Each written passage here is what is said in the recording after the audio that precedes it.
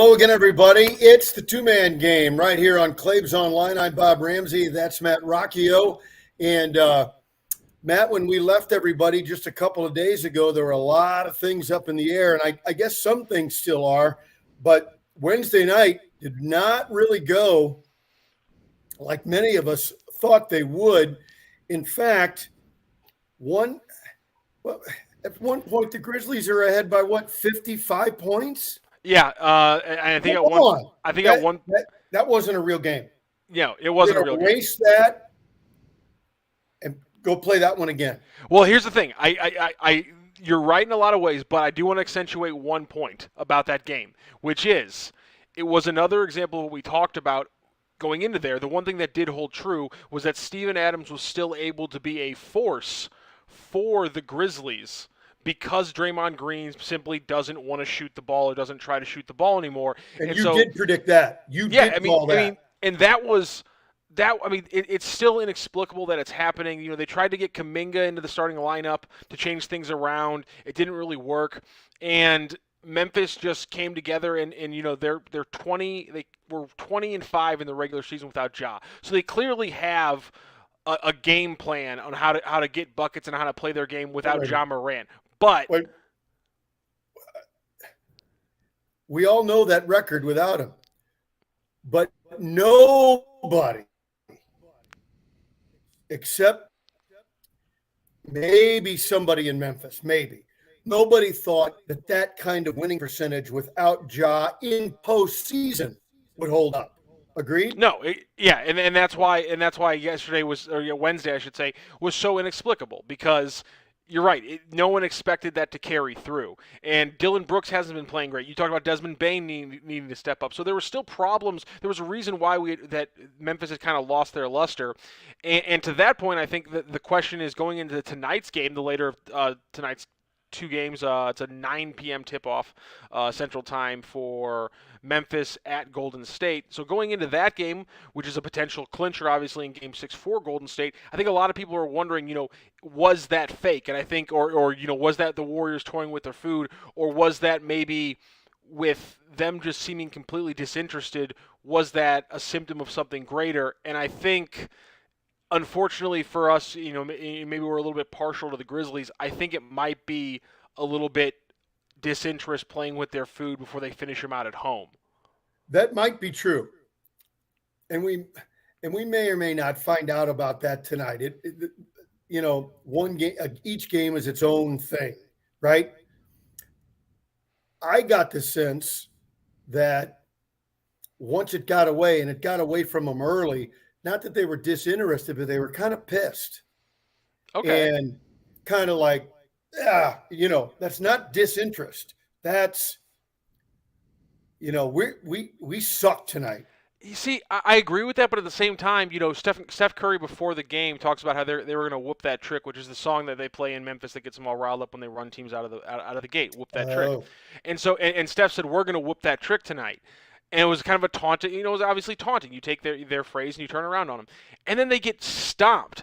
Draymond Green and Steph Curry are on the court at the end of the game as the Grizzlies, being at home, and the fans are blowing the top off the building, screaming, whoop that trick. And Draymond and Stephen Curry are standing in the tunnel, smiling, laughing, like jumping around to the beat. And they were asked about it afterwards. They're like, hey, that's playoff basketball, man. We love the sport, and so we love seeing fans get excited like that. That just doesn't seem that attitude either is one hell of a acting job, or they really just weren't that bothered by getting destroyed in a historical fashion on national television. Which, I guess, life's different when you got 3 rings on your finger already.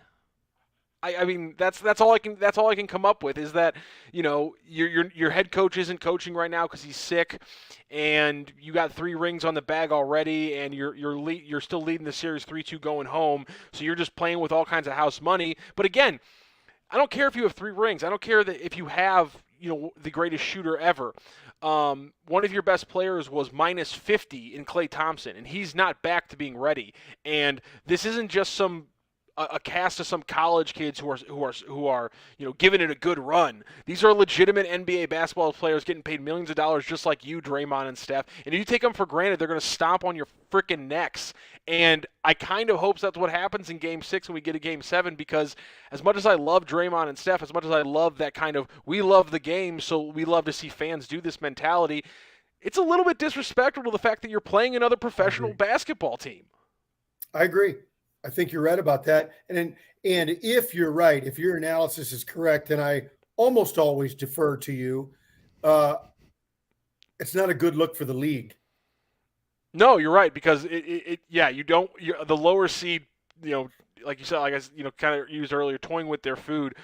That's a weird, with a higher seed, the young seed, the one that's supposed to kind of maybe take over the national spotlight with the way that Ja Morant. I mean, there was a story a few weeks ago that Ja Morant this season had 44.1 million social media interactions, which was higher than the next 3 players in NBA combined.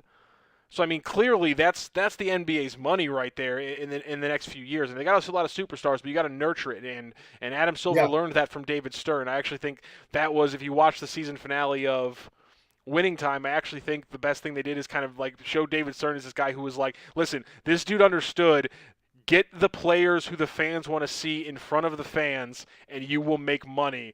And I think we're kind of that mentality is still in the NBA. So you're right. I think it's a bad look for the NBA right now. And with that said, again, I hope Memphis comes out and absolutely shows them up and stomps on their neck again in Game 6, and we get an incredible Game 7 back in Memphis. Yeah, so what are your expectations? Will Memphis say, okay, we were great there, but we're going to have to make these adjustments, ABC? Yeah, I think the Steven Adams thing is still going to matter. My big question is simply who's going to score the ball for Memphis, because it hasn't been Dylan Brooks. Desmond Bane came back a little bit more in that game. Jaren Jackson Jr. is obviously going to have a huge game just because you're supposed to be one of the big 3, and one of the big 3's out. You got to step up into that position. Klay Thompson, like I just talked about, he's not the defender he used to be.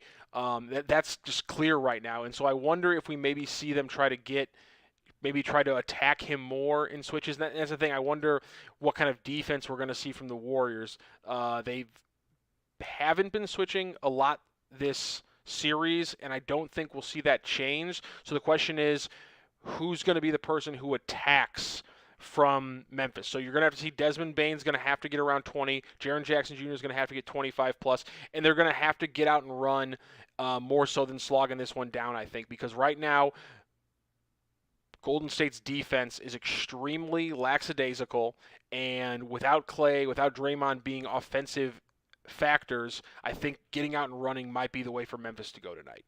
One other point as we look at that game, if your analysis, and you make great points about them being disinterested on Wednesday, if that is true, and they're such savvy veterans, and obviously they are, that you mentioned the 3 rings, if all those things are true, and they can look at each other and say, okay, now's the night we play, they could go out and look to flip it completely and get ahead by 50 over Memphis. So I don't know what to make of this one. Yeah, my thing at this point, though, is just what does flipping it look like right now for Klay and Draymond?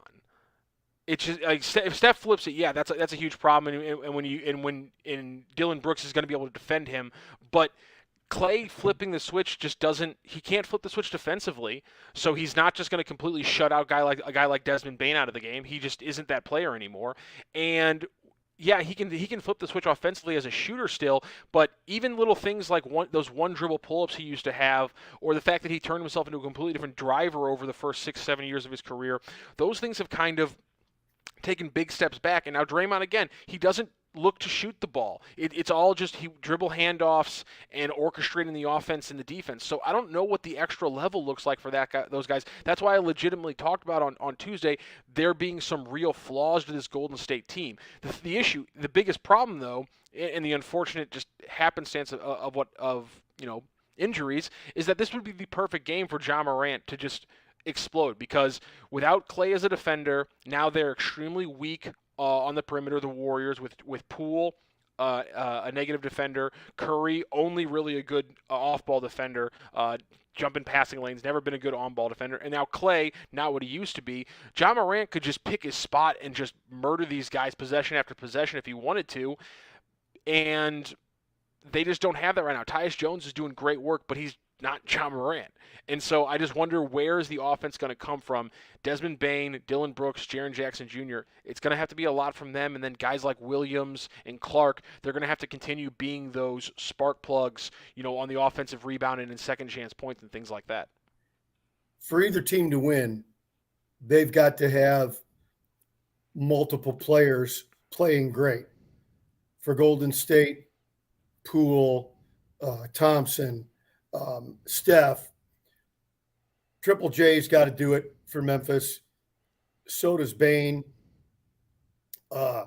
Adams has to give his 20 to 25 minutes of dominance. So pulling it completely out of my butt with no real thought behind it, here's what I'm going to call as a key. Whoever scores more, Thompson or Bane, that team wins. Oh, I like that. I like that a lot. All right. I'm with it. Whoever scores more, Thompson or Bane, that team wins. Yeah, because listen, at this point, without the defensive prowess, Clay's just a scorer, and Bane hasn't been a good defender a lot of this year, and he's got to step up his scoring. So I like that prediction. I honestly don't know what to think about this one. I've been so confused, and the Warriors have me completely thrown off.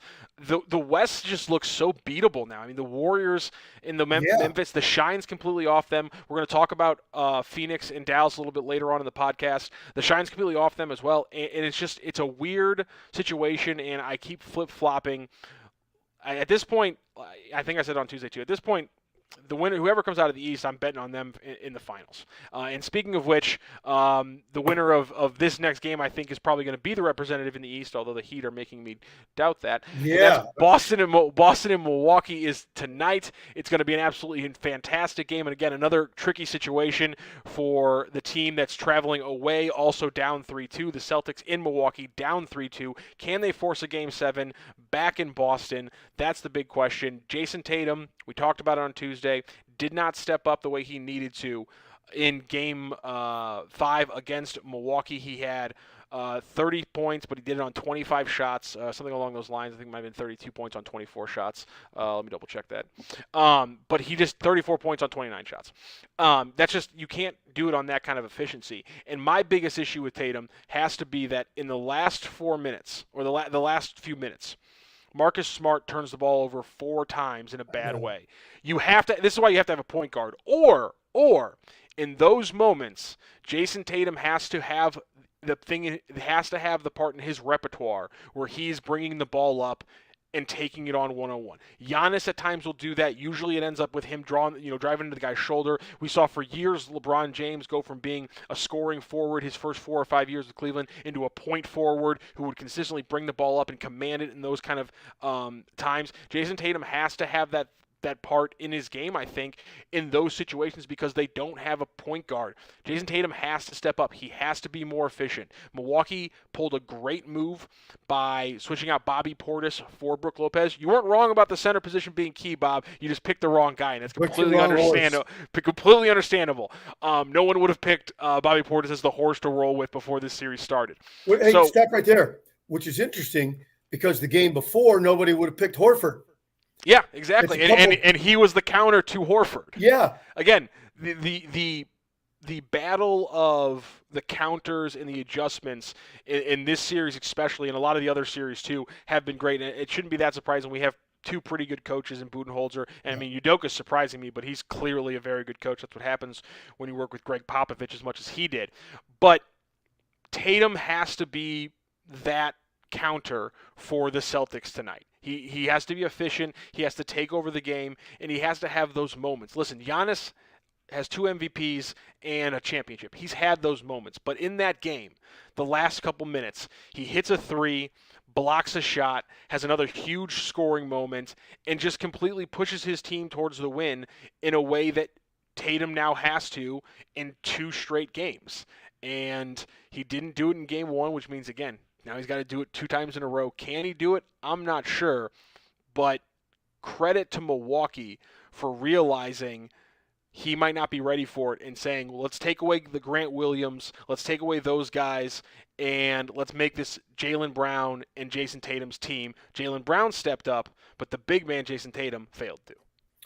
I predict Tatum will play very well tonight, Yes. rising to the challenge. Yes. But I think the Bucks will win. Yeah, I mean, when you're at home now and you have your tertiary shooters just going, without Chris Middleton, you're going to need that. And again, I think Milwaukee has figured out their defense a little bit more. And what happens is when Milwaukee figures out their defense, they force more misses. And when they force more misses, they get out and run. They have the best transition player in the basketball in Giannis Antetokounmpo. And the big thing is when you get out and run against a team like the Celtics, now they can't set their defense. And when the Celtics can't set their defense, it's one of the best half-court defenses in the league. They can't set their defense, and now you get out and run. You get out and run, especially at home when you have your shooters going. That's kind of a tumble down the hill effect. So I think you're right. I think Tatum steps up, has a huge game, and pushes it to the last minute where it's big moments from Giannis, big moments from him, and then listen, it's you can't blame a guy for not being able to outduel a two-time MVP who's already got a championship under his belt. There's no shame in that game. No, absolutely not. And now I know you wanted to talk a little bit about Philadelphia, right? Well, before I want to talk before we do that, the last game that we have, which is going potentially to that is already going to a Game 7, and that is the Mavericks and the Suns. Because again, right. Yeah, the West has just completely come apart in a way that we didn't expect, and Dallas. We thought Chris Paul's back, lineup set. We're going to roll to the finals. That's what everybody thought, but us again, included. And Chris Paul, there's some cracks in the veneer. He's really good. He has really good moments. And in the last handful of games, he's had really good games. But it wasn't his dominance that I expected to see that we saw a lot of the year. No, it wasn't. And him just – listen, I expected him to struggle if they got to the finals again, just because it's hard for him to continue to play that many games year after year after year. And that many minutes. Him struggling, though, in the second round like this when, especially with the way he played in the first round, that's been disappointing. 4 assists, 5 turnovers last night. That was a huge issue with them. His turnovers have been a huge issue this entire series. It's why Dallas has kept in the game. But again, let's not fail to maybe buy into this ridiculous home and away. We've been talking about it, we've acknowledged it, but we haven't rolled with it yet in our predictions, and I think this might be the time where we have to roll with it, because again, last night, Reggie Bullock goes 5 for 11 from deep after going 0 for 3 in the game before when they got trounced in Phoenix. And so and Dorian Finney-Smith, he hits 1 of 3, but again, the offense felt like it was opening up more for Luka Doncic despite him missing his shot that still was opening up around him. He was able to find his shooters, and they were able to hit shots even more. Some of the big men, Maxi Kleber and Bertans, were able to be a plus on offense for them, and that was a huge thing at home. But again, you take them away from home, that part of the offense comes away. I wonder what's going to happen in Phoenix on Sunday, because we got a little bit of a lull on Saturday. The other thing, again, and this is kind of what I was talking about with some of the shine coming off the West. And it's not just the Grizzlies struggling and having injuries. It's not just the Warriors with almost the same thing. It's the fact that the Suns do not resemble the team from the regular season, both offensively and defensively. Their defense is nowhere near what it was. At times it looks like it's good. Mikal Bridges will come out and clamp down on the team's best player and lock him down for a while. Chris Paul will have a stretch. DeAndre Ayton does what he usually does, but then teams have been able to expose Cameron Johnson on the defensive end, and the Suns can't make up for it in the way they were in the regular season. And maybe it's that teams didn't hunt Cameron Johnson as successfully because the regular season they just aren't able to game plan it, and this is just something that Jason Kidd, somehow more than other NBA coaches, was able to figure out, which baffles me more than anything. But their defense isn't as tight, and the offense, how are they not able to? Every time that Kleber or Bertans has a good play on them on the offensive end, they should just murder that guy on the defensive end on the other side. And this has been textbook basketball for years, if a team switches, you murder them. And if they don't switch, then you find a way to get that guy one-on-one, and you murder him that way. It's just bad defenders in the playoffs should get exposed. And Dallas, to their credit, is finding a way to get the plus side on offense without getting picked on defense. And it's one of the best offenses in the league is failing to do it. Not only just one of the best offenses in the league, one of the best pick-and-roll offenses in the league is failing to do it. They should be able to pick these big men out with picks from Ayton and Cam Johnson and these guys and just destroy them. And they're failing to do that away. They keep doing it at home. They're adjusting, on the flight back, I guess. So I want to roll with Phoenix again in Game 7, but it's inexplicable that it's gotten to this point. And so I don't have any confidence picking them, but everything tells me Dallas' shooting is going to dry up. Phoenix is going to make the slight adjustments. But, I mean, again, everything's come apart for them. I don't care who wins the West at this point. With the way the East is looking, it's them all the way. The three teams that are left in the East, pick them. Just pick them. Go to Vegas right now. Drive across into Illinois and jump on the apps in the parking lot and just pick whatever East team you feel best about right now. It's a 33% shot. I cannot imagine any of the three teams left in the West beating any of the three teams left in the East in a 7-game series. I agree, and it could be. What if neither team shoots well on Sunday and it becomes just kind of a slugfest, because they'll be desperate to advance. Both teams will be, and they'll do whatever it takes. I fear it'll be a foul-filled fest. Hey, get the ball into Ayton as much as you can then, because they can't handle him when they actually get it to him low, and he'll win a foul fest. But a big problem, and this is something kind of a small thing I've noticed, and one of the reasons that Chris Paul's, I think, injury and problems have been amplified is that Devin Booker just hasn't been doing it as a ball handler. He's somebody who I've been, one of the main reasons I've been carping about him being an MVP caliber player is that he's become better as a ball handler and a playmaker for other people every year he's been in the NBA. And Dallas is throwing him these random traps, and he's missing the wide open guy every single time. He's screwing up entry passes into Ayton, and he's just completely, sapping his team of that aspect of his game, and it's trickling into other parts of the offense. Let's hope at least one of those teams shoots it really well and it's a fun game rather than mud wrestling. I think you're right. So let's get to the topic you want to talk about, the Philadelphia experiment gone finally horribly wrong. I mean, it looked like maybe they were going to put up a fight in the first half, but you just felt like this. You felt like it was going to come apart, and it did. It came apart fairly quickly there in the third, and then there was just no chance. I mean, the Heat with like a 9-point lead at the start of the fourth came out of the huddle with Jimmy Butler and Bam Adebayo, and I was like, well, it's clobbering time. They're going to finish this one off, and they did. And it was a fairly lifeless final frame from the 76ers, I thought, especially from James Harden. Listen, the move you made for Ben Simmons for James Harden was principally because a horrible, no good, never want to see it again playoff experience where your number two couldn't shoot the ball, wouldn't shoot the ball, and simply just turtled up and couldn't give Joel Embiid the help he needed. Well, last two games, there is no better way to describe what James Harden did than that. And in the third quarter, he failed to shoot the ball more than 2 times. He said after the game that was part of the game plan. Bullshit. No, that's wrong. You're not. I'm sorry. I do not believe you that you shooting the ball two times was part of the game plan. Liar. Yeah, liar. And I just. And he failed to step up again in another important Game 6, which is the dichotomy between his ability to step up for his team in the regular season as opposed to the most crucial moments of the postseason. It's completely. I mean, it's A and Z. They're not close in any way, shape, or form. They're on completely different sides of the spectrum, which is just the opposite of what you want in a guy that you are trying to pin your hopes on. This is an oversimplification and certainly an overreaction to one series. But I remember thinking back over the years, and I know there are many details and where certain organizations are at a given point in time and on and on and on.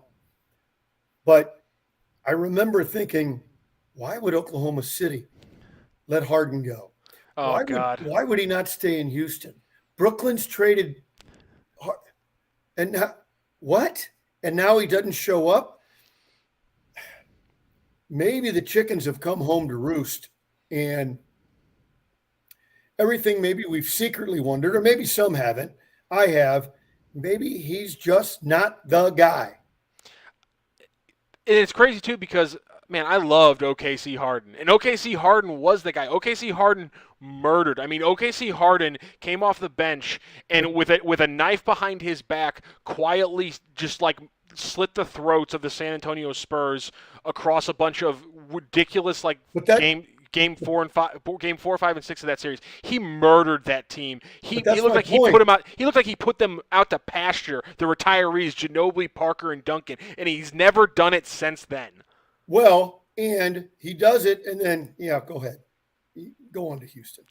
It's just, it's so crazy how, again, he's such a killer and he has the potential. Obviously, again, he did it to the Spurs when they were the baby Thunder, and then everything just kind of hasn't materialized from there. That was the last time he was a killer in the playoffs. I think that was his third year in the league. I know he wanted to be the man everywhere, but sometimes you're better off being one of the men instead of the pressure of being the man.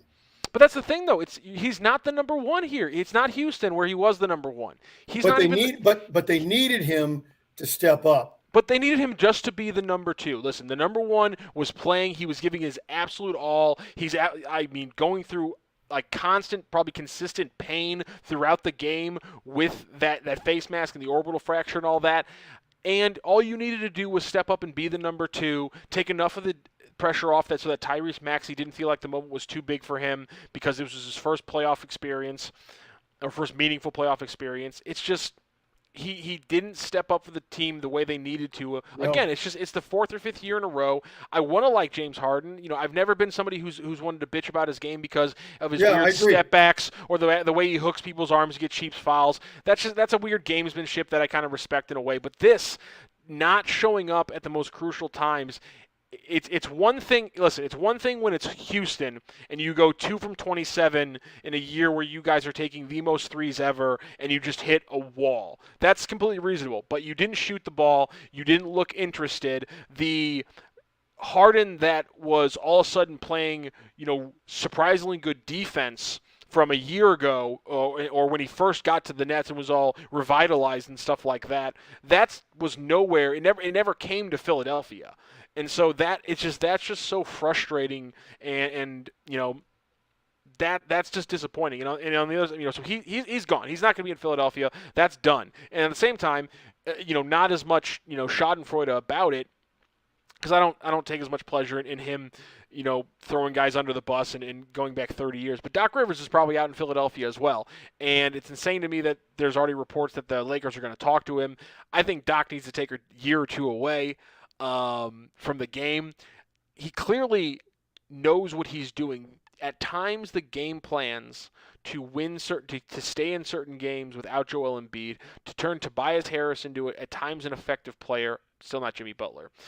I think Doc is still a plus NBA coach, but he's got to step away a little bit, from and give himself a little space from the collapses with the Clippers and now this debacle with Philly, because he's just a punchline right now, and that's not fair because he's a much better coach than that. And the other team you mentioned Jimmy Butler, who I've always really enjoyed watching. He's so much fun to watch. But earlier in this year, you kept talking about Miami and kept talking about Miami. You said whoever the three that are left had come out of the East are 33%. I don't know, man. Yeah, I might be. Yeah, you might have to shoot those percentages a little bit. Miami might be close to 50% chance. And the other two, look, I think Milwaukee's going to beat Boston. And I just think, I think the unusual matchups, if it works out that way between Miami and Milwaukee, will make it for a fascinating series. Still work to be done for Milwaukee. I don't want to get ahead of ourselves. My point of that is, how good Miami is and how everyone's known they're good, yet we're always talking about all these other teams and not Miami. Yeah, and listen, we're gonna have an awesome time to talk about Miami because the first game of that series against Miami, either way, I think is scheduled for Tuesday night. So when we have our next episode, we're going to dive into Miami because if you haven't watched Miami, you might have no idea who the heck Gabe Vincent or Max Strus are, and you might be wondering, didn't they give Duncan Robinson a $90 million contract, and where is he? The Heat are a fascinating case study in team building, and just look at their roster. And I mean, Max. Hold on 1 second. Miami team building. Who runs that? Who coaches it? Oh. Right. Oh, yeah. Okay. I mean, Max Strus was a bench player getting like 9 minutes per game in Chicago 2 years ago. No one had ever heard of him, and now he's been the linchpin in kind of the X factor in finishing off the 76ers. And again, Duncan Robinson, who everyone did hear about 2 years ago when they made their finals run, he's not playing right now because he can't give Miami the defensive minutes they need, and they have enough shooting right now from guys like Strus and Vincent who can give them the defensive effort they needed. I can't wait to whoever wins this East series because, my God, if whoever it is, this is going to be a defensive just like brick. I mean, it's going to be a brick throwing contest. It's going to be hilarious in the best possible way because if it's the Celtics and the Heat, they're going to it's just going to be these walls on half court defense, and then if it's it's Milwaukee and the Heat, it's going to be a better version of Milwaukee and Boston from this series, which is Milwaukee's going to try to play fast, Miami's going to try to slug it out a little bit, and instead of Al Horford and a half-injured Time Lord, Miami Heat have Bam Adebayo, who is 6'10", jumps out of the gym, and every once in a while will bring the ball up the court just to throw it in your face. So, Giannis isn't the only 7-foot freak on the floor. That's fun. So to figure all that out, though, tonight in Milwaukee, that's the key game. Well, and then, of course, what the heck is going to happen in Golden State. So it's going to be a fun night tonight. So the question is, I think you already kind of said it, but we already have one Game 7. We have a potential for 2 more. Do we get a second Game 7 out of Boston, Milwaukee, or Memphis and Golden State? I think more. No, I don't think either. You know what? I'm going to hedge one. Again, I think there's, man, I've been such a weird proponent of momentum not being a thing outside of little moments in the game. But I honestly think Wednesday and how that went, and it being a 50-point loss, and Golden State not maybe treating it that seriously. I think Memphis bites them, gets it to Game 7. I hope. But then all bets are off in Game 7. Well, so I think we get one more. I think both West series are going down to 7. Well, the two, the St. Louis connections for me, Memphis, I've been riding them all year. Got to go see them in person. It's a great atmosphere. Rob Fisher and Blake Ahern, key parts of what's going on down there. Tatum, obviously, with Boston. So I want both of those teams to win. I'm very concerned that they can. And another St. Louis. I can't wait to see if they push it to 7. You can find on my Twitter will just be retweets of Chris Vernon's timeline, because if they push it to 7, Verno's timeline, another St. Louis guy who covers Memphis, is going to be hilarious tonight. Oh, so I can't wait. Tonight's going to be fantastic. I mean, these 2 games, even if we don't get Game 7s out of them, these Game 6s are going to be wild. I can't wait. I do not think we're looking at another 2-game span where we're just staring down the barrel of 3 different 30-point losses. I think we actually get 2 close games tonight. I think you're probably right. All right, we'll reconvene and we'll see what's going to be happening in the second round early next week. Rocc, have a great weekend. Have fun watching basketball, and I'll see you on Monday. I'll see you on Monday, Rambo. Before we go, though, 1984 NCAA champions, is that who is the women's Final Four? Louisiana Tech? Oh, no. Okay, UCLA. It's at UCLA. UCLA hosted. Okay, but it was a La Tech win? No. Oh. We lost to Cheryl Miller. Thanks for bringing that up. Oh. Hey, it's Cheryl Miller. What are you gonna do? Exactly. I busted this out. A baseball aside, Kramer Robertson got called up. He's since been sent down by the Cardinals. His mom is the great Kim Mulkey, who anybody who knows her at all knows her as an all-time great coach. She's an all-time great player. She was the point guard at Tech, and we were in that Final Four at UCLA, but lost to USC and Cheryl Miller in the semifinals. And then USC beat Tennessee for the championship in '84. And one of my favorite moments of my career, I got to do the play-by-play on radio for Armed Forces Radio. Oh, that's awesome.